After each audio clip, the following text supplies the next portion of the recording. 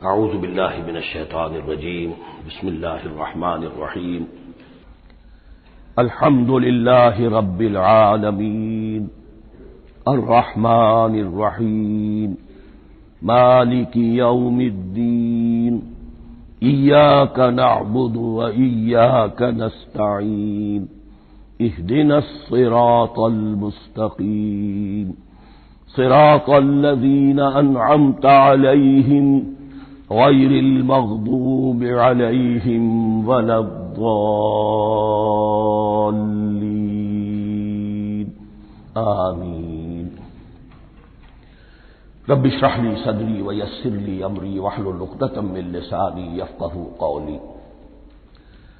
اللہم ربنا الہمنا رشدنا واعذنا من شرور انفسنا، اللهم أرنا الحق حقا وارزقنا اتباعه وأرنا الباطل باطلا وارزقنا اجتنابه، اللهم ربنا يسر لنا أمورنا كلها وأتمم لنا بالخير وتقبل منا فإنك خير المتقبلين آمین یا رب العالمین۔ معزز حاضرین اور محترم خواتین، ہم اللہ کے نام سے اس سال کی نماز تراویح کے ساتھ دورہ ترجمہ قرآن کا آغاز کر رہے ہیں۔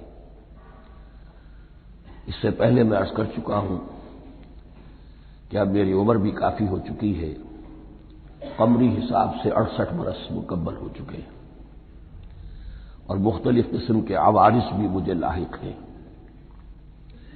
اور بہت سے احباب نے اور رفقاء نے مشورہ دیا تھا کہ میں اتنا بڑا بوجھ اپنے ذمے نہ لوں، لیکن میں نے خالصتاً توکلاً علی اللہ اس کی ہمت کی، اس کا ارادہ کیا، اس کے لیے اہتمام بھی خصوصاً ہوا ہے۔ مجھے اندازہ ہے کہ اب میرے خیالات کی جو رو ہے وہ اب اتنی تیز نہیں ہے جتنی کبھی ہوا کرتی تھی، کراس ریفرنسز بھی جو ہیں قرآن حکیم کے وہ اتنے مستحضر نہیں ہیں جتنے کبھی ہوتے تھے، بلکہ واقعہ یہ ہے کہ میری زبان بھی بعض اوقات لڑکھڑاتی ہے، اس لیے کہ مجھے جو ادویات استعمال کرنی پڑتی ہیں ان کا اعصاب پر بھی اثر ہوتا ہے، اور جو ہمارے اعضائے رئیسہ ہیں ان پر بھی اثر ہوتا ہے۔ بہرحال ان سب کے الرغم اللہ کا نام لے کر آغاز کر رہے ہیں۔ میری انتہائی نگارش یہی ہے، تیرے نام سے ابتدا کر رہا ہوں۔ ابھی میں نے سورہ فاتحہ کی تلاوت کی اور آپ کو سماعت فرمائی۔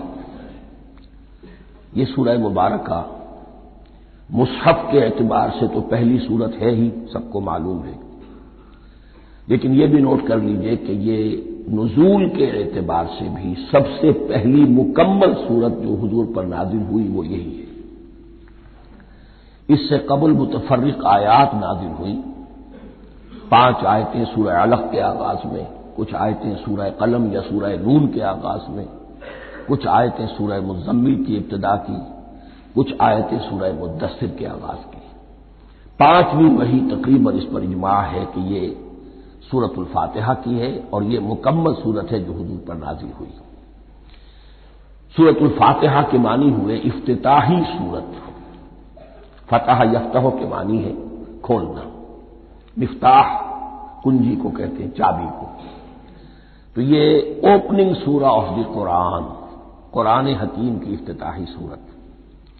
ویسے جیسا کہ میں تعارف قرآن کے ضمن میں عرض کر چکا ہوں، عربوں کا یہ مزاج تھا کہ جس چیز سے انہیں خصوصی محبت ہوتی تھی اس کے بہت سے نام رکھتے تھے، اس کے بھی بہت سے نام ہیں۔ سورۃ الفاتحہ سب سے عام ہے، لیکن الکافیہ، الشافیہ، ام القرآن، اساس القرآن، کم سے کم یہ 4 نام تو میں سمجھتا ہوں کہ ہر مسلمان کو مزید معلوم ہونے چاہیے، اور بھی بہت سے نام۔ اس سورہ مبارکہ کی بالاتفاق و بالاجماع 7 آیتیں ہیں، اگرچہ ان کی ترتیب میں کچھ اختلاف ہے۔ ایک رائے یہ ہے، اور یہ رائے امام شافعی کی بھی ہے اور بصرہ کے جو قراء تھے ان کی بھی ہے، کہ آیت بسم اللہ بھی سورہ فاتحہ میں شامل ہے، اس کا جز ہے، وہ اس کو شامل کر کے پھر 7 آیتیں بناتے ہیں، تو آخری جنہیں ہم 2 آیتیں سمجھتے ہیں صراط الذین انعمت علیہم غیر المغضوب علیہم ولا الضالین، وہ ان کے نزدیک ایک آیت ہے۔ تو گویا کہ نتیجہ یہ نکلا کہ آیتوں کی تعداد 7 ہی رہتی ہے۔ امام ابو حنیفہ رحمۃ اللہ علیہ کا موقف اور کوفے کے جو قراء تھے ان کا بھی موقف یہ ہے کہ آیت بسم اللہ نہ سورہ فاتحہ کا جز ہے نہ کسی اور سورت کا جز ہے، سوائے ایک مقام پر جہاں حضرت سلیمان علیہ السلام کا خط جو ہے نقل ہوا ہے، جو انہوں نے ملکہ سبا کو لکھا تھا، انہ من سلیمان و انہ بسم اللہ الرحمن الرحیم۔ تو قرآن کے متن میں صرف اسی جگہ پر یہ آیت شامل سمجھتے ہیں، باقی یہ صرف علامت کے طور پر کہ یہاں سے ایک نئی سورت شروع ہو رہی ہے درج کی گئی ہے۔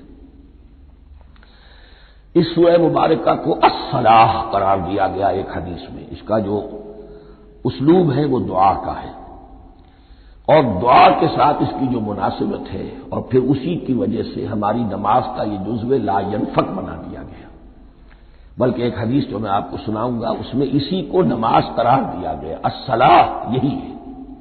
ویسے وہ حدیث مبارک موجود ہے، لا صلاۃ لمن لم یقرأ بفاتحہ الکتاب، جو شخص سورہ فاتحہ کی تلاوت نہیں کرتا اس کی کوئی نماز نہیں۔ اس کے حوالے سے بھی ہمارے ہاں دو مسلک ہے، ذکر صرف اس لیے کر رہا ہوں کہ آپ کے علم میں ہو، ان میں کوئی بنیادی فرق نہیں ہے، کسی بھی ایک رائے کا انسان قائل اور حامل ہو سکتا ہے بغیر اس کے کہ دوسرے کو بالکل غلط قرار دے، بلکہ یہ کہ اس کے لیے بھی گنجائش اپنے ذہن میں اور اپنے دل میں رکھے۔ تو ایک رائے یہ ہے کہ یہ میں کیا عرض کر رہا تھا کوئی بھول گیا ہوں۔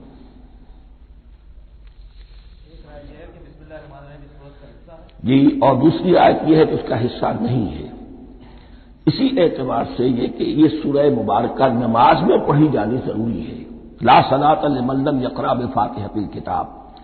البتہ یہ اختلاف ہے، یہ بات جو میں ذکر کر رہا تھا جو ذہن سے نکل گئی، کہ آیا مقتدی جو ہے امام کے پیچھے کھڑا ہو کر جب نماز پڑھ رہا ہو تو کیا اس صورت میں بھی اس کے لیے لازم ہے کہ سورہ فاتحہ پڑھے؟ اس میں دو رائے ہو گئی، بلکہ تین۔ ایک رائے انتہائی ہے اور وہ فقہ حنفی کی طرف منسوب ہے کہ اگر آپ امام کے پیچھے مقتدی کی حیثیت سے نماز پڑھ رہے تو کسی بھی رکعت میں آپ سورہ فاتحہ نہیں پڑھیں گے۔ ایک دوسری بالکل برعکس رائے ہے، وہ امام شافعی رحمۃ اللہ علیہ کی ہے کہ ہر حالت میں چاہے امام جہری رکعت پڑھا رہا ہو جس میں وہ بلند آواز سے سورہ فاتحہ پڑھ رہا ہو اور چاہے وہ سری رکعت ہو، ہر حالت میں مقتدی کو بھی پڑھنی ہے۔ ایک تیسری رائے بین ہے، وہ امام مالک کی ہے رحمۃ اللہ علیہ، کہ جو سری رکعت ہے جس میں کہ امام بھی خاموشی سے پڑھ رہا ہے مقتدیوں کو بھی پڑھنی چاہیے، جو جہری رکعت ہے جس میں کہ امام بلند آواز سے پڑھ رہا ہے اس میں مقتدیوں کو خاموش رہ کر پوری توجہ جو ہے سننے پر صرف کر دینی چاہیے۔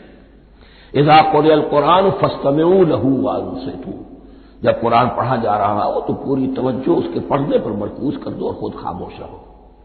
میرے اپنی رائے میں یہ تیسری رائے سب سے زیادہ صائب ہے اور اس میں کسی طرح کی بھی کوئی پیچیدگی پیدا نہیں ہوتی۔ بہرحال اس سورہ مبارکہ کا جو اسلوب ہے میں نے عرض کیا دعائیہ ہے، البتہ قرآن مجید کے علم اور حکمت کے اعتبار سے، اس کے فلسفے کے اعتبار سے ایک بات سمجھ لینی چاہیے۔ قرآن کا فلسفہ یہ ہے کہ بنیادی ہدایت ہر انسان کے دل میں موجود ہے، بالقوہ، پوٹینشلی۔ یہ جو قرآن مجید یا اللہ کی کتابیں نازل ہوتی ہیں یہ انہیں ایکٹیویٹ کرتی ہیں، وہ اندر کی جو ڈورمنٹ کانشسنس ہے، خوابیدہ شعور جو ہے اسے بیدار کر کے اور پھر یہ کہ اسے اجاگر کرتی ہیں۔ ہر سلیم الفطرت انسان اور سلیم العقل انسان، دو سلامتی شرط ہیں۔ سلیم الفطرت، نیچر پرورٹڈ نہ ہو، فطرت مسخ نہ ہو گئی ہو، عقل سلیم ہو، ان دونوں چیزوں کا نتیجہ یہ نکلتا ہے کہ وہ انسان از خود بغیر کسی وحی کی رہنمائی کے، بغیر کسی نبی کی تعلیم کے سے استفادہ کیے ہوئے از خود بھی کچھ حقائق تک پہنچ جاتا ہے۔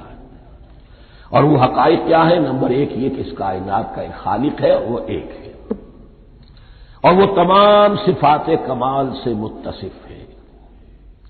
نمبر دو یہ کہ انسان کی زندگی صرف یہ زندگی نہیں ہے، بلکہ ایک اور زندگی ہے کہ جس میں اس زندگی کے اعمال کے نتائج برآمد ہوں گے۔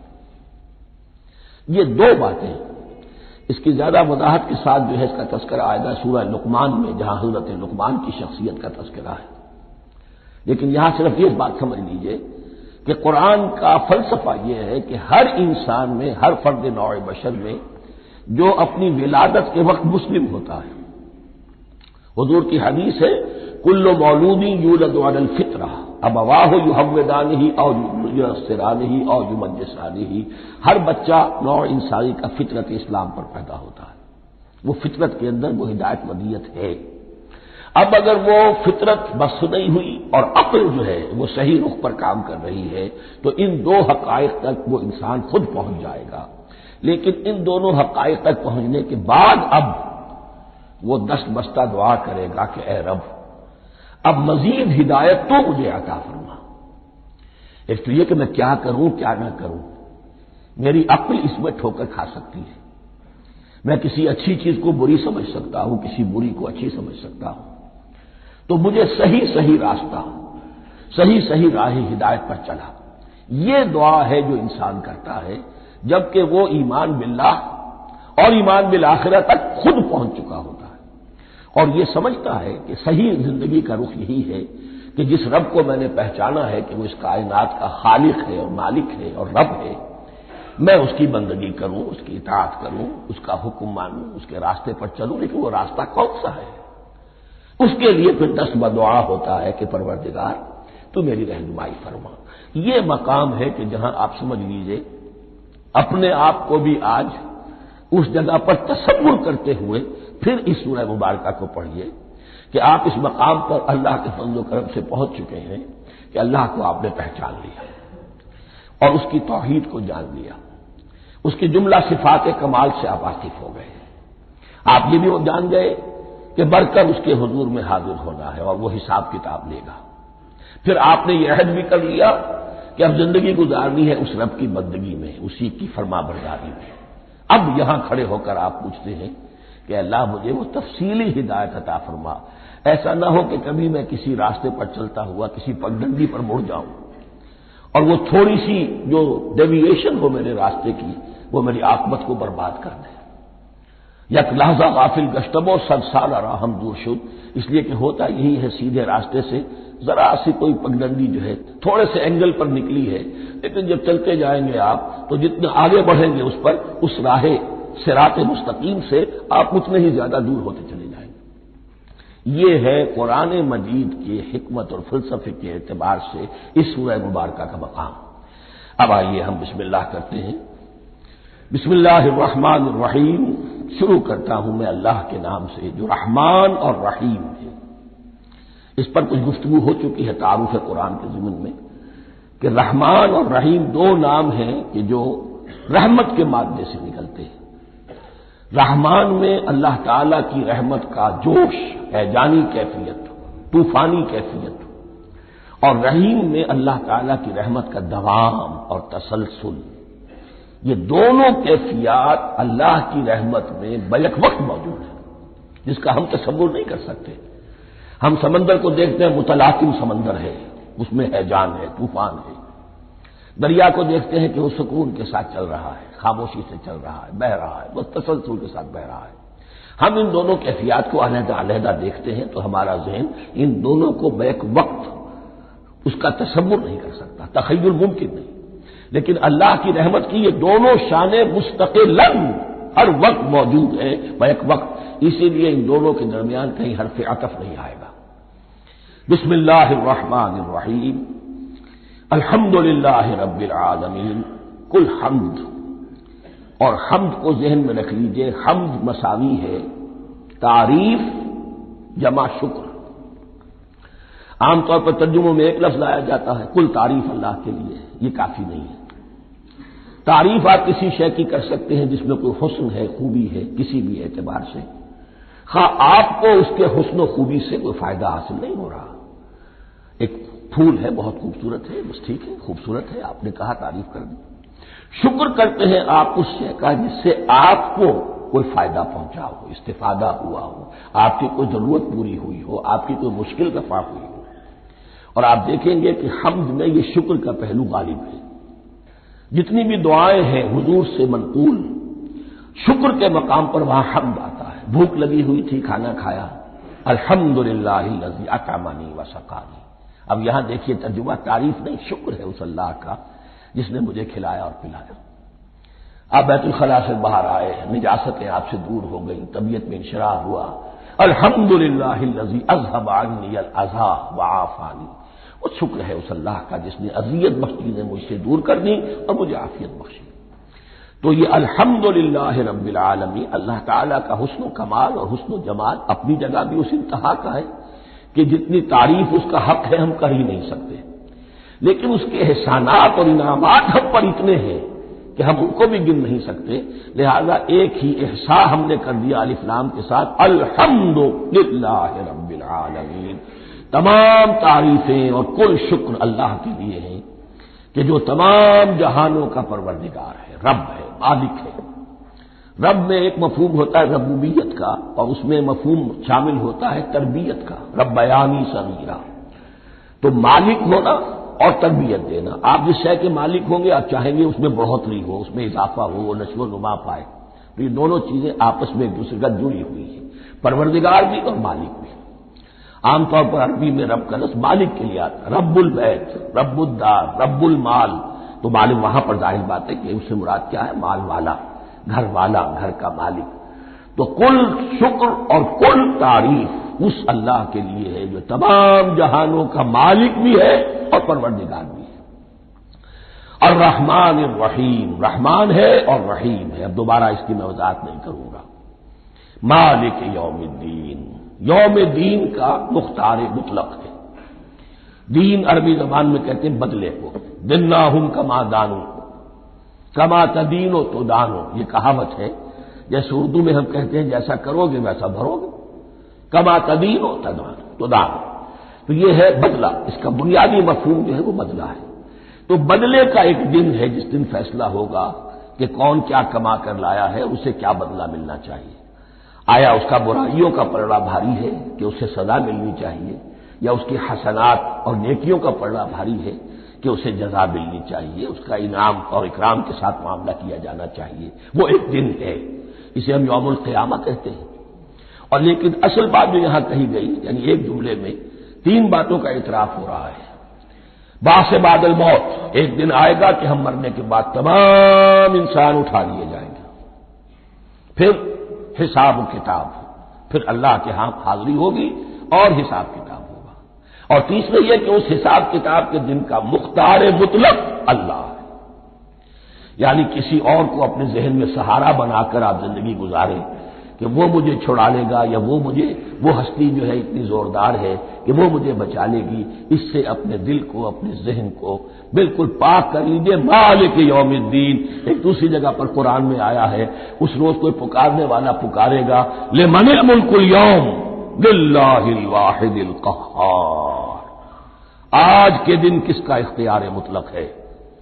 اور پھر کہا جائے گا اللہ کے لیے، الواحد قہار، جو پوری طرح چھایا ہوا ہے، بس تولی ہے۔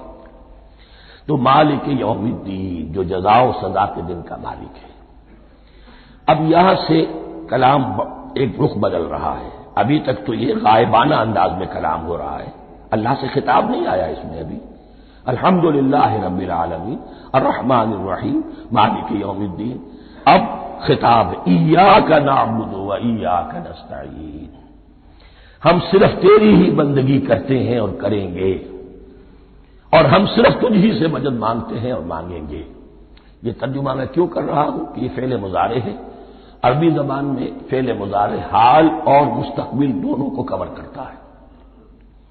ایاک کا جو ہے مفعول فاعلی جو ہے، مفعول جو ہے اس میں ضمیر مفعولی، اسے پہلے لا کر حشر کا مضمون پیدا ہو گیا۔ ہم تیری بندگی کرتے ہیں نہیں، ہم تیری ہی بندگی کرتے ہیں اور کریں گے۔ حال میں ترجمہ کیجئے تو یہ اظہار حال ہے، اور مستقبل میں ترجمہ کیجئے تو یہ ایک عہد ہے، قول و قرار ہے، بہت بڑا معاہدہ ہے۔ وَإِيَّاكَ نَسْتَعِينُ، اور صرف تجھی سے مدد مانگتے ہیں اور مانگیں گے۔ اس میں بھی حال کا ترجمہ اظہار حال، اللہ کرے کہ واقعی ہمارا حال وہی ہو، جب ہم یہ الفاظ کہتے ہیں تو واقعتاً ہم اس پر پورے اتر رہے ہوں کہ اسی کی بندگی کر رہے ہوں اور اسی سے ساری استعانت و استمداد کر رہے ہیں۔ جہاں تک مستقبل کا تعلق ہے وہ پھر ایک عہد ہے، اہدنا الصراط المستقیم، یہ مقام وہ آ گیا کہ یہاں تک تو اے پروردگار ہم پہنچ گئے، تیرے فضل سے، تیرے کرم سے، فطرت سلیمہ بھی تیری عطا کردہ تھی، عقل سلیم بھی تیری ودیعت کردہ تھی، ان دونوں کی روشنی سے ہم یہاں تک تو پہنچ گئے۔ اب ہماری جو ضرورت ہے، احتیاج ہے، وہ کیا ہے؟ اہدنا الصراط المستقیم، ہدایت بخش ہمیں سیدھے راستے کی۔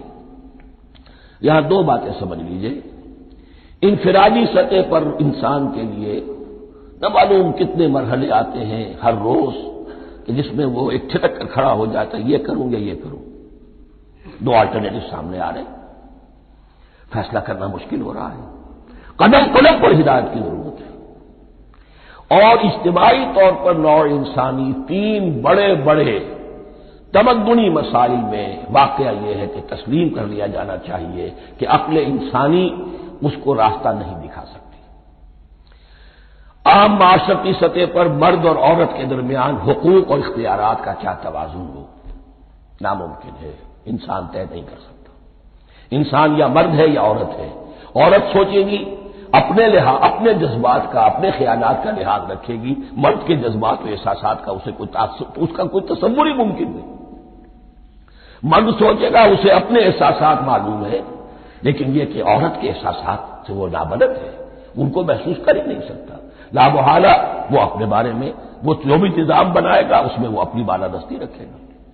وہ تو ایک ہی ہستی ہو سکتی ہے کہ جو دونوں کی خالق ہے، مرد کی بھی عورت کی بھی، اور اس کو دونوں سے محبت ہے، دونوں کا خیر خواہ ہے، دونوں کا رب ہے، دونوں کو پروان چڑھانا چاہتا ہے۔ اسی طرح فرد اور معاشرہ یا ریاست، حکومت اور ریاست ہمیشہ یہ چاہتی ہے کہ سارے اختیارات ہمارے ہاتھ میں آ جائیں، ٹوٹلیٹیرین سوسائٹی ہو، بس ہم حکم دیں اور لوگ اس پر چلیں۔ افراد یہ چاہتے نہیں، ہمیں آزادی ہونی چاہیے۔ اب آپ دیکھیے کہ دنیا میں کتنے جھگڑے چلتے ہیں اسی پر، فریڈم فریڈم فریڈم۔ وہ فریڈم واقعتاً اپنی جگہ پر ایک شے ہے، افراد کی آزادی ہونی چاہیے، لیکن افراد کی آزادی اتنی نہ ہو جائے کہ وہ مادر پدر آزاد ہو جائے، کوئی قانون، کوئی قاعدہ، کوئی اخلاقی کوئی حدود اور قیود جو ہے ان کا پابند نہ رہے۔ تو اب کہاں ہے وہ نقطہ اعتدال کہ جس میں انسان کی انفرادی آزادی، انفرادی اختیار اور ادھر اجتماعی مصلحتیں جو ہیں ان کو بیلنس کیا جا سکے؟ انسان طے نہیں کر سکتا، صرف اللہ ہی اس کے لیے نظام دے سکتا ہے۔ تیسرا مسئلہ ہے سرمایہ اور محنت، اس میں کیا توازن ہو؟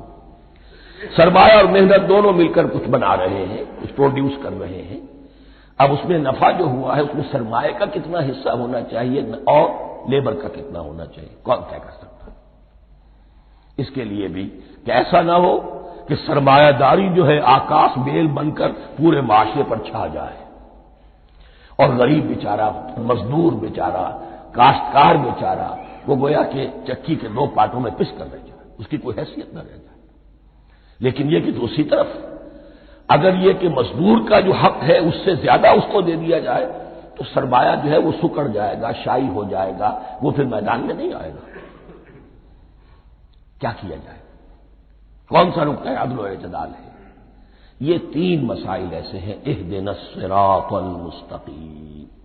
تو یوں سمجھیے کہ ایک جو بنیادی ہدایت تھی، ایک اللہ کو پہچان لینا، یہ جان لینا کہ کل حسن و جمال اور تمام انعام و اکرام کا منبع اس کی ذات ہے، وہ رحمان ہے اور رحیم ہے، اور یہ جان لینا کہ مرنے کے بعد جی اٹھنا ہے، حساب کتاب ہے، فیصلہ ہوگا جزا و سزا کا، اور مختار مطلق اس دن کا اللہ ہے۔ پھر یہ عہد کر لینا ایاک نعبد و ایاک نستعین۔ اس کے بعد دعا، پروردگار ہمیں ہدایت پر قائم رکھ، ہماری ہدایت میں اضافہ فرما۔ اس ہدایت کے لفظ کو سمجھ لیجئے، بنیادی ہدایت، تفصیلی ہدایت، قدم قدم پر ہدایت، ہدایت پر ہدایت۔ والذین اہتدوا زادہم ہدی، جو لوگ ہدایت کے راستے پر آتے ہیں اللہ ان کی ہدایت میں اضافہ کرتا ہے۔ تو یہ قدم قدم پر ہمیں ہدایت کی ضرورت ہے اور مرحلہ وار ضرورت ہے۔ ہدایت اس کو بھی کہتے ہیں کہ کسی نے آپ سے کوئی پتہ پوچھا، آپ نے کہا ادھر جانا، پھر دوسری گلی میں مڑنا، پھر جانا دو تین لائٹیں چلے جانا، پھر مڑنا وغیرہ وغیرہ، یہ بھی ہدایت ہے، نظری طور پر آپ نے بتایا ہے۔ ایک ہدایت یہ ہوئی کہ بھائی میں چلتا ہوں آپ کے ساتھ، میں آپ کو وہاں پہ پہنچا دوں گا تاکہ آپ کو دقت نہ ہو، آپ نے منزل تک پہنچا دیا۔ ان دونوں کے درمیان، یہ تو میں نے ایک فرد کی مثال دی ہے، اللہ اور بندے کے درمیان نہ معلوم کتنے مراحل ہیں ہدایت کے۔ تو کسی وقت بھی انسان اپنے آپ کو ہدایت خداوندی سے مستغنا نہیں سمجھ سکتا، اور نہیں تو پروردگار جو ہدایت دی ہے اس کو ہدایت پر قائم رکھ۔ کیا پتہ شیطان کا کوئی حملہ، کیا پتہ ہمارے نفس کی کوئی شرارت کسی ایسے رخ پر ہمیں ڈال دے کہ اب تک کی ساری کمائی بھی ضائع ہو جائے۔ لہذا یہ نہ سمجھیے کہ جب یہ ساری چیزیں ان کو معلوم تھی، وہ ان چیزوں کا تو اقرار کر رہے تو اب ہدایت کون سی مانگ رہے؟ تو ہدایت کا تو بڑا میدان کھلا ہوا ہے، اور اس ہدایت کی وہ جو میں نے آخری شکل آپ کو بتائی ہے کہ منزل مقصود تک پہنچا دے، یہ ہدایت بھی قرآن مجید میں اس معنی میں بھی لفظ آیا ہے کہ اہل جنت جب جنت میں داخل ہوں گے تو جو ترانہ حمد ان کی زبان پر اس وقت ہوگا وہ کیا ہے؟ الحمدللہ الذی ہدانا لہذا وما کنا لنہتدی لولا ان ہدانا اللہ۔ کل شکر اس اللہ کا جس نے ہمیں یہاں تک پہنچا دیا، ہدایت دی جہاں تک پہنچا دیا، اور ہم ہرگز نہ پہنچ پاتے، ہم ہرگز ہدایت یافتہ نہ ہو سکتے اگر اللہ ہی ہمیں ہدایت نہ دیتا۔ اہدنا الصراط المستقیم، سیدھا راستہ، صراط الذین انعمت علیہم، اب اس کی مزید وضاحت ہے، راستہ اس کا ان لوگوں کا جن پر تیرا انعام ہوا۔ یہ کون لوگ ہیں؟ اس کی وضاحت آپ کو ملے گی سورہ نساء میں، من یطع اللہ والرسول فاولئک مع الذین انعم اللہ علیہم من النبیین والصدیقین والشہداء والصالحین۔ چار طبقات ہیں منعم علیہم جن پر اللہ کا انعام ہوا ہے۔ چوٹی پر انبیاء کرام، اس کے بعد صدیقین کرام، اس کے بعد شہداء عظام، اس کے بعد عام صالح مسلمان، صالح ہو۔ یہ بیس لائن ہے، اس سے اوپر کا درجہ شہداء کا ہے، اس سے اوپر کا درجہ صدیقین کا ہے، اور پھر اس سے اوپر کا درجہ انبیاء کا ہے۔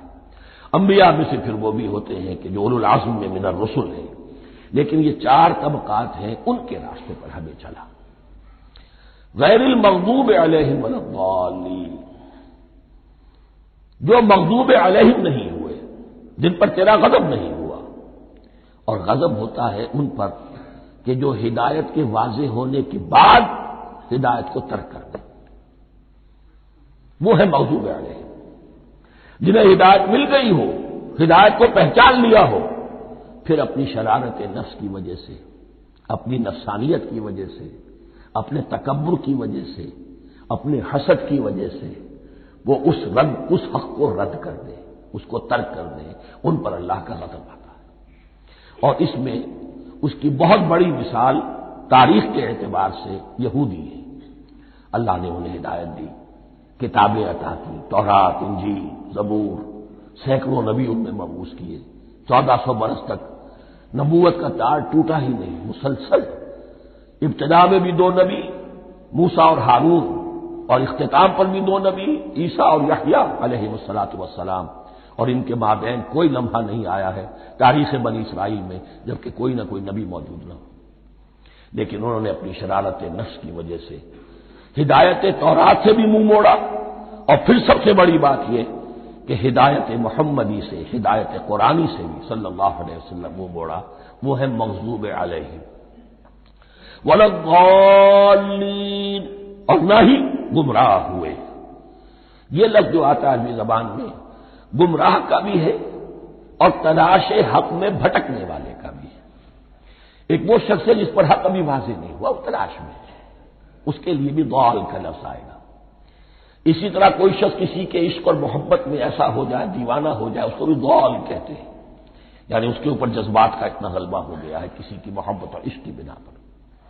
تو حضور کے لیے یہ لفظ آیا ہے وَوَجَدَكَ ضَالًّا فَهَدَىٰ، اور یہ تو سورۃ الضحیٰ ہے، اکثر بیشتر لوگوں کو یاد ہوگی۔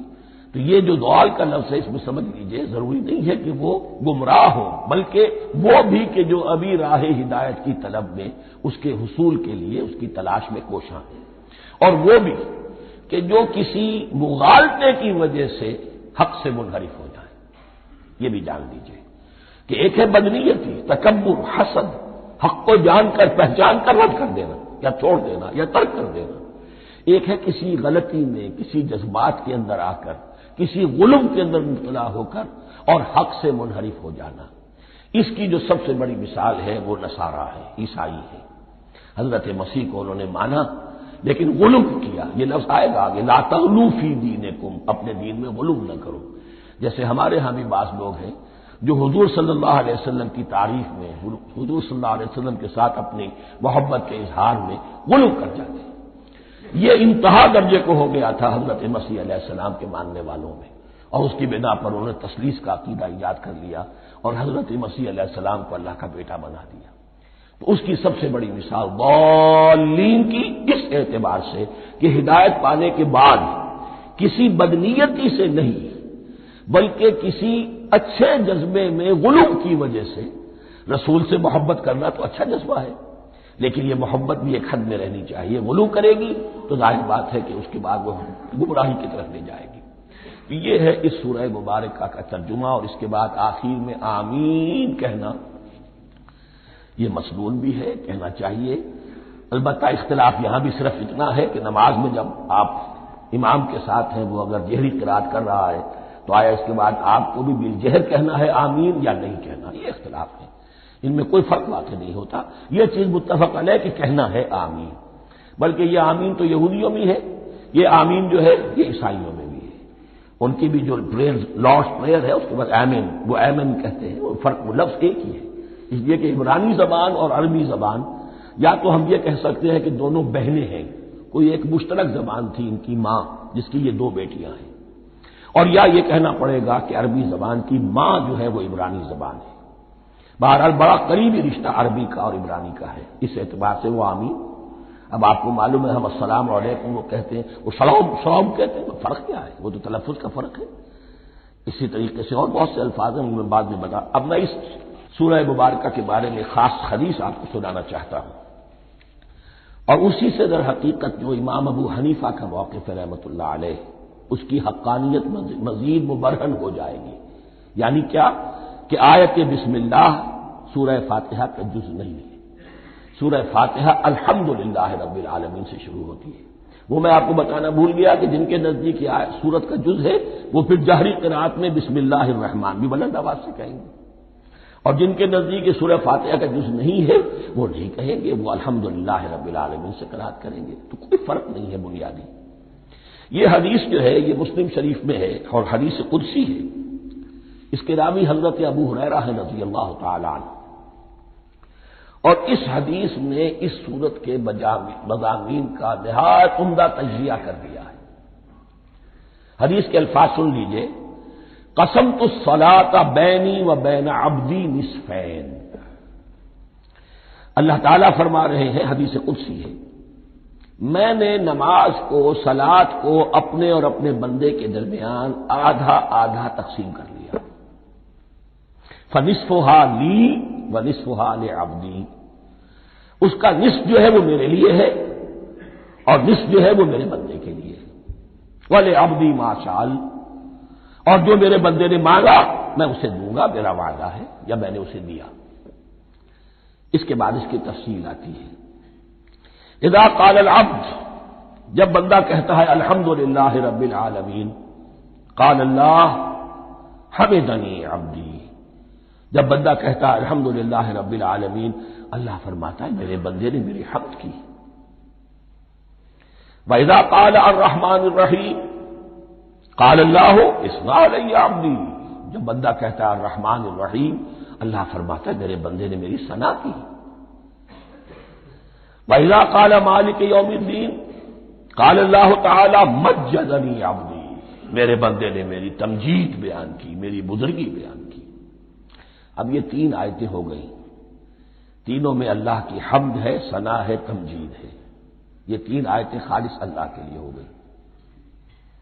اب چوتھی آیت آئی، ایاک نعبد و ایاک نستعین۔ اس کے بارے میں جب بندہ کہتا ہے اذا قال العبد ایاک نعبد و ایاک نستعین، قال اللہ تعالی ھذا ما بینی و بین عبدی ولعبدی ما سأل، یہ میرے اور میرے بندے کے درمیان ہے۔ یہ تو یوں سمجھیے یہ گرا لگ گئی ہے میرے اور میرے بندے کے مابین۔ اس نے مجھ سے قول و قرار کیا ہے، اس نے میری بندگی کا اعتراف کیا ہے، اس نے تسلیم کیا ہے کہ میری ہی بندگی کرتا ہے اور کرے گا، اور مجھ سے مدد چاہیے ہے۔ ھذا ما بینی و بین عبدی، یہ معاہدہ ہے، معاہدہ دو فریقوں کے مابین ہوتا، یہ میرے اور میرے بندے کے مابین ہے۔ والے عبدی ما سأل، اور میں نے اپنے بندے کو دیا جو اس نے مانگا، وہ میری مدد چاہتا ہے، میری مدد اس کے شامل حال رہے گی۔ وَإِذَا قَالَ، اور جب بندہ کہتا ہے اهْدِنَا الصِّرَاطَ الْمُسْتَقِيمَ صِرَاطَ الَّذِينَ أَنْعَمْتَ عَلَيْهِمْ غَيْرِ الْمَغْضُوبِ عَلَيْهِمْ وَلَا الضَّالِّينَ، قال اللہ تعالی ھذا لعبدی ولعبدی ما سأل، یہ تین آیتیں یہ میرے بندے کے لیے، اهْدِنَا الصِّرَاطَ الْمُسْتَقِيمَ، اسی صراط مستقیم کی وضاحت ہے مثبت، صراط الذین انعمت علیہم، اسی صراط المستقیم کی وضاحت ہے منفی انداز میں، غیر المغضوب علیہم ولا الضالین، یہ سب میرے بندے کے لیے ہے اور میں نے اپنے بندے کو دیا جو اس نے مانگا۔ اس کو میں نے ایک مرتبہ یہ ترازو کی شکل میں اس کو لکھوایا تھا۔ دیکھیے یہ ایاک نعبد و ایاک نستعین، یہ ہے وہ ترازی کی وہ ڈنڈ، واو جو ہے ایاک نعبد و ایاک نستعین، واو جو ہے گویا کہ وہ مٹھ ہے جس سے کہ ترازو کو پکڑا جاتا ہے۔ ادھر ایک پلڑا ہے جس کی تین آیتیں ہیں، الحمدللہ رب العالمین الرحمن الرحیم مالک یوم الدین۔ اس کا نتیجہ کیا نکلا؟ ایاک نعبد۔ آپ نے شاید یہ سنا بھی ہو، ایک بہت ہی عمدہ قرات کا جو ریکارڈ ہے قاری عبدالباسط عبدالصمد کا، وہ یہیں سے چل کر سورہ فاتحہ کی قرات کر کے ایاک نعبد پر آ کر رکتا ہے، الحمدللہ رب العالمین الرحمن الرحیم مالک یوم الدین ایاک نعبد۔ گویا کہ یہاں یہ صورت بالکل ہاف ہو گئی ہے، تین آیتوں میں اللہ کی حمد ہے، ثنا ہے، تمجید ہے، جس کا نتیجہ ہم تیری ہی بندگی کرتے ہیں، تیری ہی اطاعت کریں گے۔ لیکن اب اس کے بعد سوال ایاک نستعین، اسی کی جو استعانت کیا درکار ہے ہمیں؟ ہدایت۔ ہدایت سب سے بڑی استعانت ہے، ہدایت ہی تو سب سے بڑی مدد ہے۔